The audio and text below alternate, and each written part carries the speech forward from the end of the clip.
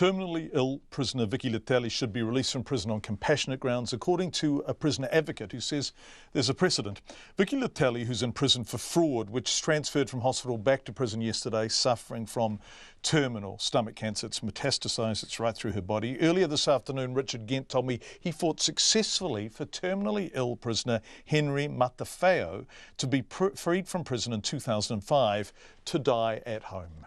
He was sentenced for aggravated robbery, and he had a particularly nasty synovial sheath sarcoma, which is an extremely painful thing. And then here come the disturbing bits. In his incarceration, his health began to fail. He lost bodily function, couldn't stand and stuff like that, and lost the ability to toilet himself. And his inmates started looking after him, pushing him around in a wheelbarrow and things like that. And it wasn't until the medical practitioners in the jail system had a good look at him and said, oh yes, there's something more here, and assessed him. It wasn't malingering, and he went off to hospital and was diagnosed with this catastrophic thing, and the prognosis wasn't good. So my basis of the submissions was that if the offender is inert, and that means he's not capable of offending or re-offending, and the idea was if the capacity is not there, then the mechanism is not there for him to be able to offend. So he should be released on compassionate grounds. And Ray Smith was at the head of the corrections system at the time as well. So this is not new. This is 11 years ago, and it's exactly the same scenario, and it's quite disturbing. It appalls me that we're falling back into the same pattern. And the difference here is that Vicky Letele, and I'm not in any way discounting the gravity of her offence, but it was a fraud case, whereas Henry Matafeo was an aggravated robbery case. What was the weapon he used in that ag rob?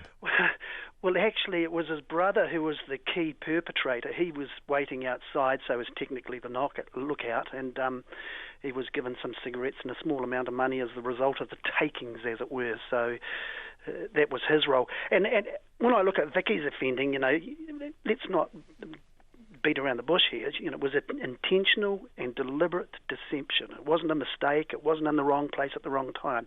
However, that does not mean that we don't show appropriate humane compassion when the situation is blindingly obvious, and saying that it's required. Yes, this is a balancing act, isn't it? Because justice must be seen to be done, and people receive jail sentences, and the parole board operates within paradigms that allows release under certain circumstances. How do you get that right? Well, I think everyone deserves it when it's the ultimate cost. It just needs to happen like that. Henry's case, the precedent was set, so I think there's every right for the Letele team to insist on that precedent for her case as well. What appalls me is that she has a strong documented medical history that indicates ovarian cancer previously, historically, and that none of the medical practitioners within that prison system had a good look at that, and when symptoms were appearing, saying, 1 and 1 equals 2, we need to be looking at this carefully and methodically. So I think she's been given a disservice. I think that's just absolutely appalling. So do you think, having advocated for Henry Matafeo back in 2005 and seen a man who was terribly unwell released from prison in order to be able to die at home, and looking at the Vicky Letele case where a woman who was terribly unwell can't get out of prison yet to go and die at home, that we need to have a separate set of rules for people who receive a terminal diagnosis while serving prison sentences? I think it's a case-by-case process, When you can see that the person, as I say, is inert and not capable of offending, the capacity and mechanisms are not there, they need to be released. They need to be with the families. The innocent ones here are those little kids.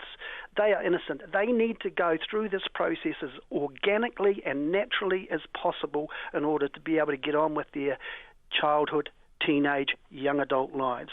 And if we don't put that investment into that situation now, it's going to have adverse effects later on down the track. When you were finally able to persuade the powers that be that Henry Matafeo should be released on compassionate grounds in order to be able to die at home, how long after he got out did he die? Well, actually, it was reasonably quick, and it was very, very unexpected because he was full of vigour and the connection with family again, just that natural excitement, and the weight of it was off his shoulders. And maybe that's what that release just made him relax to be able to leave life and go on his next stage of leaving life existence. Richard Gent, who advocated for terminally ill prisoner Henry Matawhau in 2005.